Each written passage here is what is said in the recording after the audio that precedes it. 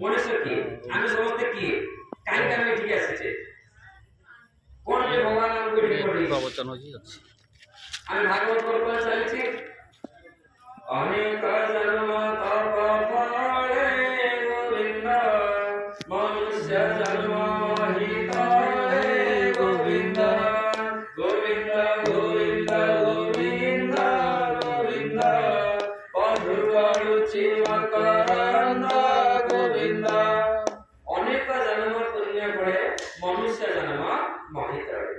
এই যে মଣିষ সর্বটি মিଳିଛି ମୁଁ ଜାଣିନି କେମିତି ମିଳିଲା ଜାଣିବା ଦରକାର ନା ଭାଇ ବାପାକୁ ଜନ୍ମ କରିଦେଲେ ମଣିଷ ଜନ୍ମଟା ମିଳିଯାଇନି ଏଥିପାଇଁ ବହୁତ ତପସ୍ୟା କରିବାକୁ ପଡିଛି 84 ଲକ୍ଷ ଜନି ଜନ୍ମ ନେଇ ସାରିବା ପରେ ଏ ମଣିଷ ଜନ୍ମ ମିଳିଛି ମୁଁ ଜାଣୁନି କଣ ପାଇଁ ଜନ୍ମ ନେଇଛି କେବେ ପଚାରୁନି ନିଜର ଅନ୍ତରାତ୍ମାକୁ ମୁଁ କିଏ